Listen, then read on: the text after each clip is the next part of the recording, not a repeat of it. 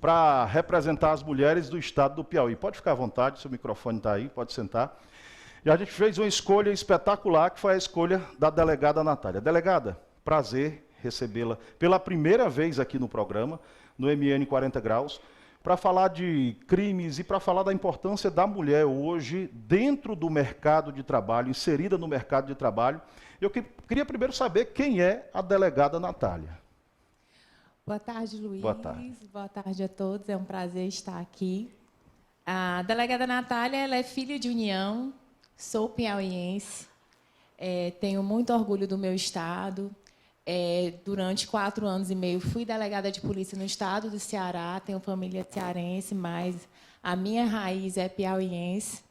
E, através do concurso público da Polícia Civil do estado do Piauí, eu tive a oportunidade de voltar para o meu estado e exercendo a profissão que eu escolhi para a minha vida, que é delegada de polícia. Eu admiro muito o trabalho das mulheres. É muito difícil, acho que é um trabalho muito pesado, mas isso não tira a importância de provar que a mulher, ela pode estar onde ela quiser. Quem criou essa frase foi espetacular. A mulher, ela tem que estar onde ela sonha. Isso era um sonho seu, de se transformar numa delegada de polícia, ou simplesmente fez direito e depois o sonho veio?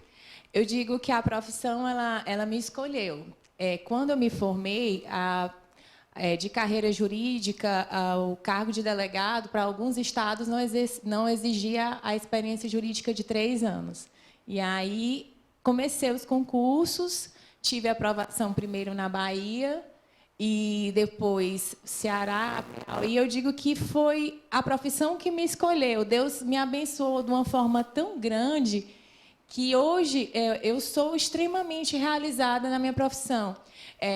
O cargo de delegada, eu brinco que é muito dinâmico, né? Hoje eu estou aqui de terno, amanhã eu vou estar de preto, cumprindo mandado. Isso hipoteticamente, não estou dando spoiler.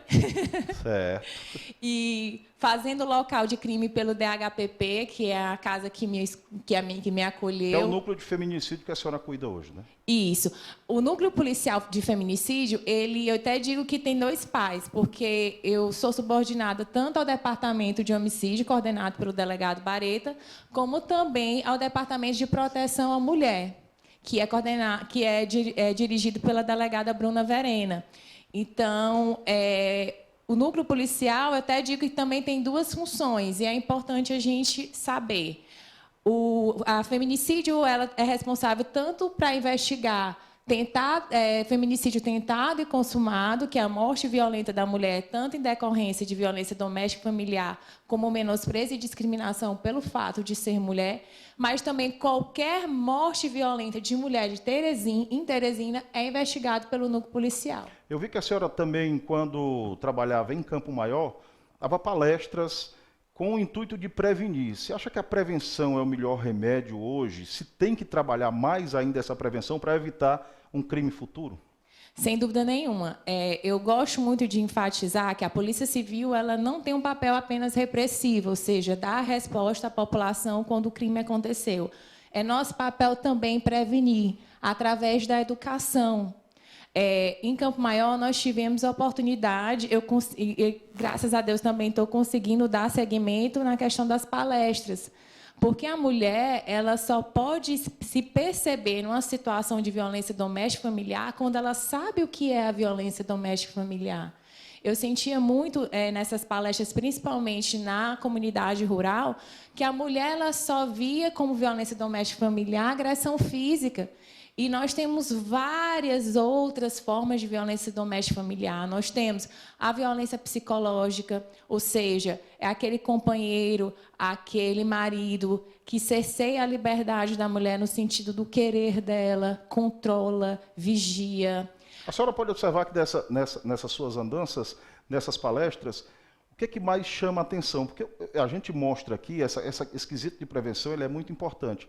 Mas eu tenho visto que o primeiro passo, às vezes, é uma palavra de baixo calão, um grito, e as pessoas elas têm medo de sair desse relacionamento, na grande maioria, que é o que eu mostro aqui sempre, que elas não têm uma condição financeira para manter os filhos, e acabam se sujeitando a esse tipo de violência.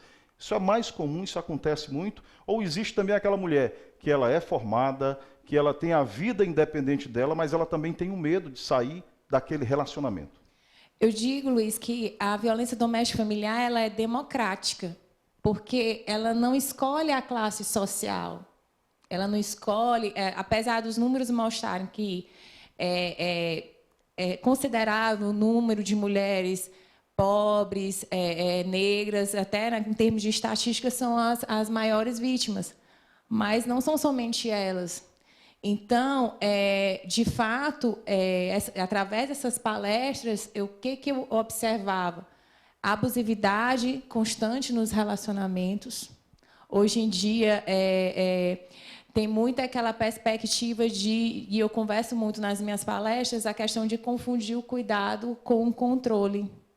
E isso é muito comum no relacionamento abusivo. Uma coisa que, só lhe interrompendo, porque uma coisa que mais me chateia aqui, que a gente mostra também muito, isso é um exagero, é a tal, como o programa é popular, eu quero que as pessoas entendam, é a tal da medida protetiva que não tem funcionado.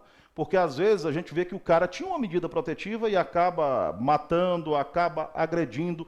Como poderia se mudar essa realidade? Porque a medida, se não estiver funcionando, eu acho que existem alguns casos. Porque é o primeiro passo.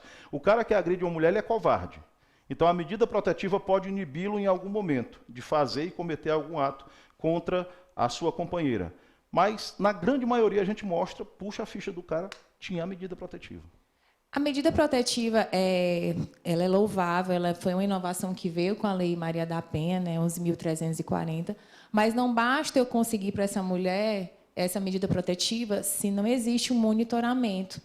Então, é muito fácil dizer para a mulher, olha, saiu a medida protetiva, ele é proibido de ter contato com você, ele é proibido de se aproximar, mas não tem, por parte dos órgãos de segurança pública, a questão do monitoramento. Eu vejo um trabalho fantástico que a Patrulha Maria da Penha, aqui em Teresina, vem desenvolvendo, apesar de, e é uma característica em termos de estrutura, ainda existe o déficit, não estou falando apenas na perspectiva da Polícia Civil, da Militar, também na questão da Guarda Municipal. Então, a medida protetiva ela precisa de um trabalho da segurança pública na questão do monitoramento. Eu tenho que, de fato, assegurar essa mulher que pediu a medida protetiva a proteção que, de fato, a medida tenta assegurar. A senhora lida diretamente com um homem violento à frente ali da sua mesa. Tem um momento que não dá aquele medo, aquele receio de como é que vai tratar, sabendo de crimes que ele cometeu? É difícil, é complicado? É complicado, é um trabalho que a gente faz diariamente. Como você falou, a Polícia Civil, os órgãos de segurança pública, a gente lida com a criminalidade. Só que, a partir do momento em que eu fiz a opção da minha vida para ser policial, eu tenho que vestir a camisa de policial. Não é à toa que a gente passa por um curso de formação. São por volta de, a depender do curso, 4, 6 meses de intenso treinamento.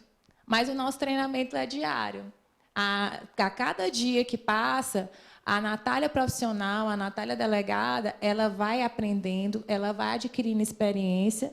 E, com o tempo, aqueles medos, aquelas preocupações que eu tinha, eles vão passando, mas também novas preocupações vão surgindo. E aí é a questão da evolução como profissional. A gente, enquanto canal de televisão, enquanto comunicador, enquanto formador de opinião, a gente tenta, cada dia que passa, dar conselho. Conselho para isso que a gente falou. O primeiro ato contra a mulher já tem que separar. Eu vi um caso uma vez, uma pessoa me procurou, a gente fez uma matéria em relação a isso, que ela dizia que antes de entrar no altar, ela pediu a Deus que ele desse uma visão para ela, um indício de que aquele casamento não ia dar certo e que ela abandonasse o altar. A noiva demorou a chegar, o marido chateado, quando o pai da noiva foi entregá-la no altar, o noivo deu um beliscão na mão dela com muita raiva. E ela, naquele momento, pensou em sair, mas não saiu. A visão, o indício, Deus deu para que ela não subisse, que ela não casasse. Aí ela olhou para os convidados e disse que não ia sair porque não ia acabar aquele relacionamento. Naquele momento, diante de todo mundo, que a festa estava pronta e tal, ela passou 8 anos da vida dela apanhando muito, dentro desse relacionamento. Então, a gente, enquanto formador de opinião, dá esse conselho. E a polícia, que conselho a gente pode dar para quem está assistindo, para as mulheres que estão assistindo agora, para que elas não passem por isso, já no início do relacionamento? O primeiro indício que ele dá, qual seria e qual é o conselho que a senhora daria para as mulheres? Eu achei fantástico esse seu exemplo, porque ele elucida a violência doméstica, de fato, ela é progressiva. Ela não começa, e isso eu falo na perspectiva até com maior propriedade como titular da feminicídio, ela não começa com o feminicídio. Ela começou com esse exemplo que você me deu, esse beliscão, a forma truculenta com qual o meu companheiro me trata na frente dos outros, ele me xinga, ele me humilha. Aí fica naquela história, mas é o jeito dele. A gente, às vezes, né, fica tentando mascarar as atitudes violentas dos outros e que acaba o quê? Contribuindo, de certa forma, com a nossa omissão para situações que vão ficando cada vez mais graves, porque o agressor, a partir do momento que ele vê, aquele empurrão não surtiu efeito, ela não disse nada para ninguém. Aquele xingamento, aquela humilhação. Então, vamos lá. Até costumo falar nas palestras. Ele costuma dizer, vamos ver até onde ela aguenta. E, muitas das vezes, Luiz, vai evoluindo e chega a uma situação irreversível, que é o feminicídio. Triste essa situação. Delegada, eu queria agradecer a sua participação aqui. Nós temos a produtora Carol, que ela hoje veio toda chique para entregar esse buquê de flores para a senhora. Pois não, pode entrar, Carol, pode ficar à vontade, a senhora merece muito mais. Isso aqui é uma simples lembrança do nosso MN 40 Graus.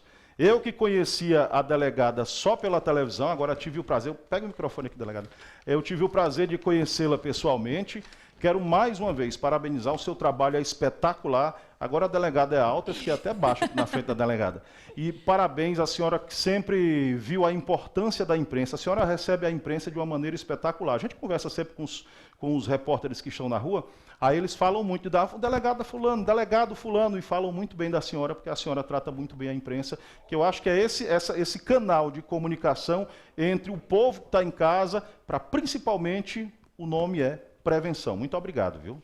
Eu que agradeço, Luiz, amei as flores. Eu gosto muito de enfatizar que o trabalho é conjunto. Toda aquela resposta que a gente, através do DHPP, dá à sociedade, prende, responsabiliza, ali não é só o delegado que está agindo, é o escrivão de polícia, é o nosso coordenador, o delegado Bareta, é o agente de polícia, é o Instituto de Criminalística, o IML, todo mundo junto. Então, a polícia, ela é uma só. O resultado que a gente leva para a sociedade é um resultado de um trabalho conjunto de todos que fazemos parte da polícia.